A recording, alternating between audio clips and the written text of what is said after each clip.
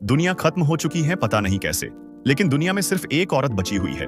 Video को like करके full explanation video का मजा उठाए। महाविनाश के बाद दुनिया में एन नाम की एक लड़की अकेली जिंदा बची है। वह अपने खेत में अपने कुत्ते के साथ रहती है। वह अक्सर एक टूटी फूटी टाउन में सामान लेने जाती है। वहां जाने से पहले वह हमेशा अपना पूरा शरीर ढक लेती है ताकि रेडिएशन से बच सके और दूषित हवा से बचने के लिए ऑक्सीजन टैंक साथ रखती है। एन का फार्म घाटी में है, इसलिए जब भी उसे टाउन जाना होता है तो उसे लंबा रास्ता पैदल तय करना पड़ता है। लेकिन यह सब झंझट वह सह लेती है क्योंकि घाटी सुरक्षित है और वहां रेडिएशन नहीं है। हर बार सामान लाने के बाद वह अपने शरीर को अच्छे से धोती है ताकि किसी भी तरह का जहर या रेडिएशन न रहे। रात में उसका कुत्ता उसी के बिस्तर पर सोता है ताकि उसे अकेलेपन से राहत मिले। ज्यादातर समय उसका जीवन बहुत बोरिंग होता है। उसकी रोजमर्रा की लाइफ खेत के जानवरों की देखभाल करना, बाढ़ चेक करना और जंगल में लगाए जाल देखनी होती है। उसका कुत्ता खरगोशों की गंध सूंघकर उन्हें पकड़ने में मदद करता है। एक दिन एन को सड़क पर एक छोड़ा हुआ वाहन दिखता है। वह पास जाकर उसे देखती है, लेकिन तभी उसका कुत्ता खतरे का संकेत देता है। दोनों जल्दी से लंबी घास में छिप जाते हैं और देखते हैं कि एक आदमी प्रोटेक्टिव सूट पहनकर आता है और अपनी गाड़ी उठाकर आगे बढ़ जाता है। यह देखकर एन हैरान रह जाती है कि कोई और भी जिंदा है। वह उसे चुपके फॉलो करती है। वह आदमी एक डिवाइस से चेक करता है कि यह इलाका रेडिएशन फ्री है और फिर हेलमेट उतारकर ताजी हवा में सांस लेता है। खुशी के मारे वह चिल्ला उठता है और अपना सूट भी उतार देता है। जब एन छिपने की जगह से बाहर आती है तो वह आदमी जॉन झरने के नीचे नहा रहा होता है। एन घबराकर उसे रोकने दौड़ती है, लेकिन क्योंकि उसके हाथ में शिकार की बंदूक होती है, जॉन समझता है कि वह उसे धमका रही है। जॉन तुरंत अपनी बंदूक एन पर तान देता है और हवा में गोली चलाकर पूछता है कि बाकी लोग कहां हैं। एन हाथ ऊपर उठाकर बताती है कि पानी दूषित है। यह सुनकर डरा हुआ जॉन जल्दी से अपनी गाड़ी पर लौटता है और डिवाइस से चेक करता है। सच में पानी रेडिएशन से भरा होता है। उसे उल्टियां होने लगती हैं। घबराकर वह दवा वाला इंजेक्शन निकालता है और एन से उसे लगाने की विनती करता है। उसकी चीखें सुनकर एन पहले हिचकिचाती है तो जॉन अपनी बंदूक फेंक देता है और कसम खाता है कि वह उसे नुकसान नहीं पहुंचाएगा। आखिरकार एन उसे इंजेक्शन लगा देती है और उसे अपने घर ले जाने का ऑफर करती है। जॉन कहता है कि उसे रोज एक बार यह दवा लेनी होगी और एन से कहता है कि उसके दूषित कपड़े जला दे। वह यह भी कहता है कि अगर वह मर जाए तो उसका शव भी जला देना। फार्म पहुंचकर एन साफ पानी से जॉन को धोती है और उसके शरीर को अच्छे से साफ करती है। जॉन चलने फिरने की हालत में नहीं होता तो एन उसे घसीटकर बिस्तर तक ले जाती है। सुबह एन जॉन की गाड़ी पर जाती है और उसका सामान उठाकर लाती है, जिसमें उसकी एक औरत के साथ तस्वीरें भी होती हैं। दिन बीतते जाते हैं और एन जॉन की देखभाल करती रहती है, उसका तापमान चेक करना, अच्छे से खाना खिलाना और समय पर इंजेक्शन देना। रात को एन सो नहीं पाती क्योंकि जॉन का बिस्तर बुखार के कारण कांपता रहता है। एन गीले कपड़े उसके शरीर पर रखकर घंटों उसे ठंडक पहुंचाने की कोशिश करती है। कई बार वह थककर उसके पास ही सो जाती है। वह भगवान से जॉन की सलामती की प्रार्थना करती है। आखिरकार जॉन की तबीयत सुधरने लगती है और वह बिस्तर छोड़ पाता है। हालांकि अभी भी एन को उसे सहारा देना पड़ता है। जॉन से बातचीत में एन बताती है कि उसके पापा ने कहा था कि घाटी उन्हें बचा लेगी, इसलिए वे लोग फार्म पर ही रहे। लेकिन एक दिन उसका पूरा परिवार अन्य सर्वाइवर्स को खोजने गया और कभी लौटकर नहीं आया। जॉन समझ नहीं पा रहा कि घाटी दूषित क्यों नहीं है और कोई वजह न मिलने से वह चिढ़ने लगता है, लेकिन एन उसे गले लगाकर उसका ध्यान भटका देती है। अगली सुबह जॉन देखता है कि एन पौधों की देखभाल खुद कर रही है। तब वह घर की लाइब्रेरी में जाकर खेती बाड़ी से जुड़े कुछ पुराने दस्तावेज पढ़ता है। इसके बाद वह एन के पास जाता है, हालांकि वह अभी भी उसकी मदद करने के लिए बहुत कमजोर है। एन बताती है कि वह ट्रैक्टर का इस्तेमाल नहीं कर सकती क्योंकि उसमें गैस खत्म हो गई है और पंपों में बिजली नहीं है। जॉन उसे बताता है कि पंपों को मैनुअली कैसे चलाया जा सकता है। एन दौड़कर गैस स्टेशन जाती है और आखिरकार गैस मिलने से बेहद खुश हो जाती है। घर वापस आने पर जॉन दूर से अपनी बंदूक की स्कोप से उसे देखता है। कुछ ही देर बाद एन बड़ी खुशी से ट्रैक्टर चलाकर फसल संभाल रही होती है और कुत्ता भी खुशी खुशी ट्रैक्टर के पीछे दौड़ रहा होता है। उस रात खाने के समय जॉन देखता है कि एन खाने से पहले प्रार्थना करती है। फिर जॉन बताता है कि वह इसलिए जिंदा बचा क्योंकि हादसे के समय वह एक सरकारी बंकर में बतौर साइंटिस्ट काम कर रहा था, लेकिन उसे वहां कैद सा महसूस होने लगा, इसलिए उसने असली जिंदगी जीने के लिए बंकर छोड़ दिया। वह कहता है कि वह अपनी पत्नी को खोज रहा था। सोने के समय एन जानबूझकर अपने कमरे का दरवाजा खुला छोड़ देती है। जॉन उसकी खुली टांगें नोटिस करता है, लेकिन फिर भी अपने ही कमरे में चला जाता है। अगले दिन एन तालाब में मछली पकड़ने जाती है और मौका पाकर तैराकी भी करती है।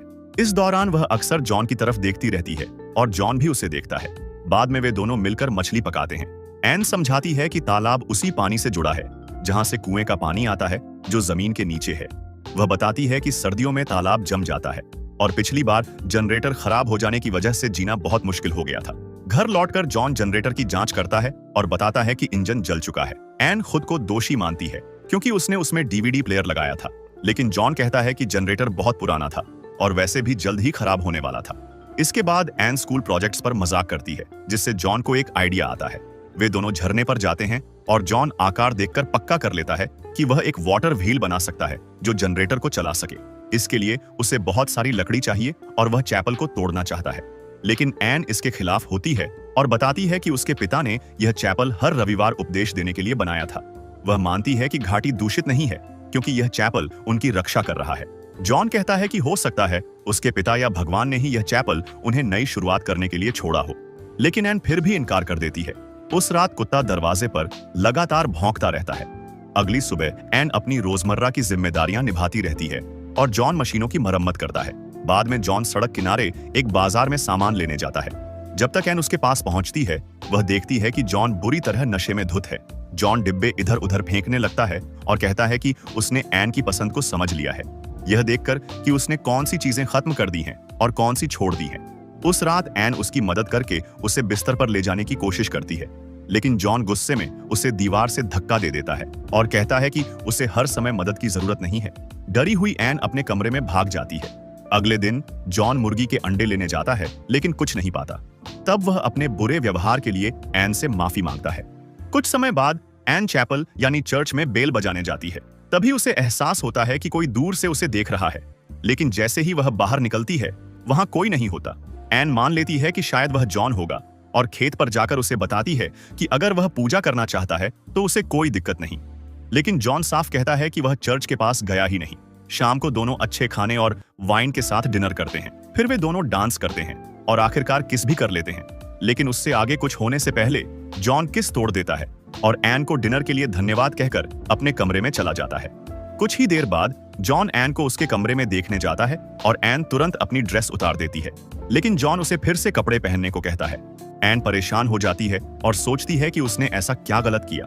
तब जॉन उसे यकीन दिलाता है कि वह उसकी तरफ आकर्षित है, लेकिन अगर अभी शारीरिक रिश्ता बना तो सब बदल जाएगा और उन्हें कुछ वक्त लेना चाहिए। अगली सुबह एन जॉन को कहती है कि अब वह चर्च ले सकता है, लेकिन जॉन मना कर देता है क्योंकि वह उसे फिर से नाराज नहीं करना चाहता।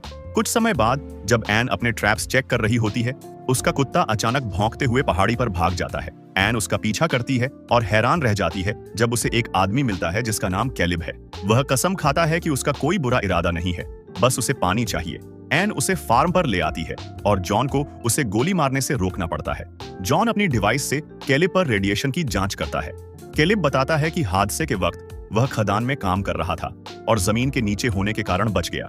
उसके साथी अपने परिवारों को खोजने बाहर गए, लेकिन कभी लौटे ही नहीं। वह कहता है कि उसका इरादा दक्षिण की ओर जाने का है और पूछता है कि क्या वह रात भर यहाँ रुक सकता है, सुबह चला जाएगा। डिवाइस थोड़ी रेडिएशन पकड़ती है और कैलिब मान लेता है कि वह कमजोर है और पहले ही उल्टी कर चुका है। जॉन मान जाता है कि वह कुछ दिन रुक सकता है ताकि ठीक हो सके। कैलिब बाहर टेंट लगाने की कोशिश करता है, लेकिन एन जॉन को मना लेती है कि वह घर के अंदर ही रुके। लंच के दौरान कैलिब एन के साथ प्रार्थना करता है और हंसता है कि वह अब तक कैसे जिंदा रहा, उसे खुद यकीन नहीं। वह अपनी यात्राओं की कुछ कहानियां सुनाता है और जॉन भी अपनी सुनाता है। जॉन बताता है कि उसने एक बार देखा कि एक जवान लड़के ने उसकी गाड़ी से खाना चुराया था। वह लड़का रेडिएशन से इतना बीमार था कि उसकी हालत बिगड़ गई थी और उसने जॉन से अपनी जान खत्म करने की भीख मांगी थी, लेकिन जॉन ने उसे मारने से इनकार कर दिया और सड़क किनारे छोड़ दिया ताकि वह वहीं मर जाए। इसके जवाब में कैलिब बताता है कि असल में उसके साथी उसे छोड़कर नहीं गए थे। जब उनमें से एक आदमी बाहर निकलना चाहता था, बाकी ने मना कर दिया क्योंकि डर था कि दरवाजा खोलने से रेडिएशन अंदर आ जाएगा। इस वजह से उस आदमी ने पागलपन में ज्यादातर लोगों को मार डाला और फिर खुद भी मर गया। एन उसे सहानुभूति देती है, लेकिन जॉन गुस्सा हो जाता है कि उसने उसके साथ ऐसा व्यवहार नहीं किया। बाद में एन कैलिब को घर का दौरा कराती है। यह देखकर जॉन एन को डांटता है कि वह एक अजनबी के साथ इतनी दोस्ती क्यों कर रही है। एन भी जवाब देती है कि उसे अपने परिवार के गायब हो जाने और अकेले जीने की कितनी मुश्किलें झेलनी पड़ी। आखिरकार जॉन मान लेता है कि उसने सच में उस लड़के को मार दिया था और अंदाजा लगाता है कि शायद वह एन का भाई था। वह माफी मांगता है और रोता है, लेकिन एन उसे माफ कर देती है और कहती है कि सब ठीक है। कुछ समय बाद जॉन और कैलिब साथ में शिकार पर जाते हैं। वे रेडियो वॉइस पर चर्चा करते हैं जिनमें दक्षिण में एक समुदाय होने की बात कही गई थी। कैलिब का लक्ष्य है कि वह वहां पहुंचे, लेकिन जॉन को विश्वास है कि वहां कोई नहीं है। तभी पास में एक टर्की दिखता है। कैलिब मजाक में कहता है कि जो पहले इसे मारेगा उसे एन मिलेगी। जॉन गुस्सा हो जाता है, इस पर कैलिब हंस देता है। वो कसम खाता है कि वो तो बस मजाक कर रहा था। जब वो टर्की का पीछा कर रहे होते हैं तो जॉन कैलिब को अपने वाटर व्हील के आइडिया के बारे में बताता है और क्यों वो उसे बना नहीं पा रहा। आखिर में जॉन ही पहले टर्की को मार गिराता है।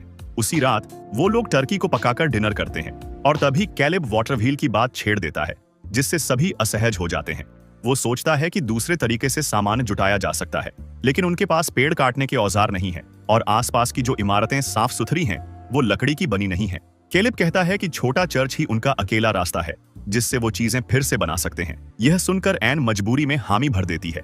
अगले दिन तीनों मिलकर चर्च को तोड़ना शुरू करते हैं। काम के दौरान कैलिब और एन बार बार एक दूसरे को देखते रहते हैं।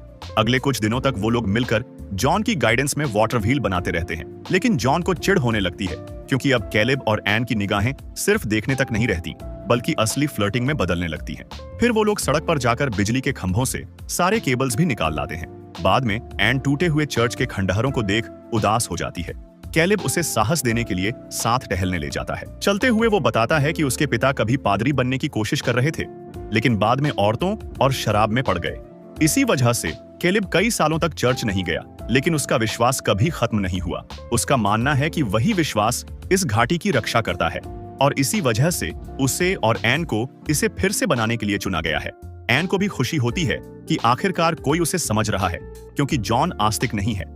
जब वो वापस फॉर्म पर लौटते हैं तो जॉन उन्हें देखता है और उसकी जलन साफ झलकती है। उसी रात जॉन एन से कहता है कि उसे कैलिब के साथ रहना चाहिए, क्योंकि वो समझता है कि एन को और चीजें तलाशनी चाहिए, न कि बस उसका इंतजार करना चाहिए।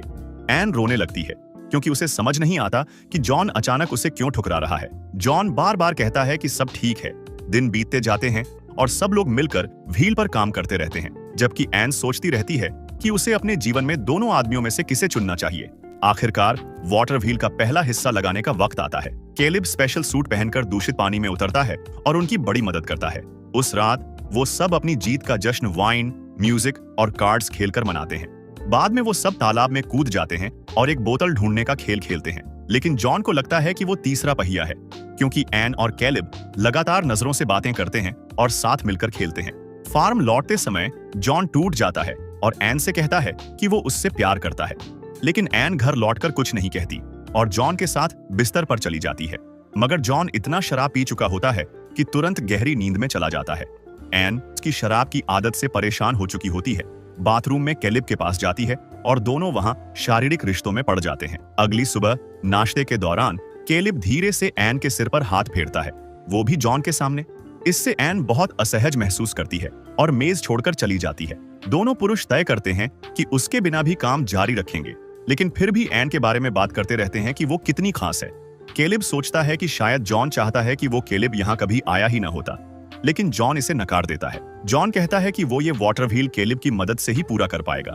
यह सुनकर कैलिब हंस पड़ता है। वो कहता है कि उसे जॉन की बातों पर यकीन नहीं है और साफ बता देता है कि वो जॉन की जलन महसूस कर सकता है।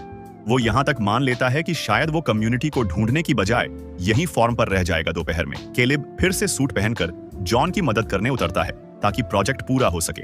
दोनों मिलकर बहुत सावधानी से आखिरी हिस्से लगाते हैं और जल्द ही वाटर व्हील एकदम सही काम करने लगता है। थोड़ी सी खुशी मनाने के बाद कैलिब ऊपर चढ़ना शुरू करता है, लेकिन गीले पत्थरों पर फिसल जाता है। सौभाग्य से जॉन रस्सी मजबूती से पकड़ लेता है और उसे गिरने से बचा लेता है। फिर कैलिब सुरक्षित ऊपर आने की कोशिश करता है, लेकिन फिर से फिसल जाता है। इस बार जॉन आखिरी सेकंड में रस्सी पकड़ता है, मगर हिलता डुलता नहीं। वो गंभीर निगाहों से कैलिब को देखता है और सोचने लगता है कि उसे क्या करना चाहिए। कुछ समय बाद जॉन फॉर्म पर लौट आता है और पिछली रात के लिए माफी मांगने की कोशिश करता है, लेकिन फिर वो एन को बताता है कि कैलिब दक्षिण की ओर कम्युनिटी ढूंढने चला गया है। एन इस पर यकीन नहीं करती और कैलिब को खोजने निकल जाती है। वो बहुत दौड़ती है, लेकिन चाहे जितना ढूंढे उसे कैलिब कहीं नहीं मिलता। इसी बीच जॉन सारी वायरिंग पूरी कर देता है और आखिरकार फॉर्म में बिजली आ जाती है। जब एन वापस लौटती है तो उसे पता चलता है कि जॉन ने चर्च का ऑर्गन उठाकर खलिहान में रख दिया है। एन बैठकर उसे बजाने लगती है और जॉन उसके संगीत का आनंद लेता है। लेकिन यहाँ एक सवाल ये उठता है कि जॉन ने कैलिब के साथ क्या किया। क्या एन को पाने के लिए उसने रस्सी छोड़ दी या सच में केलिब अपने दोस्तों को ढूंढने निकल पड़ा? तो दोस्तों, आज की यह वीडियो यहीं खत्म होती है। तो मिलते हैं फिर एक नई एक्सप्लेनेशन वीडियो के साथ। और हाँ दोस्तों, वीडियो को लाइक करना और चैनल को सब्सक्राइब करना मत भूलना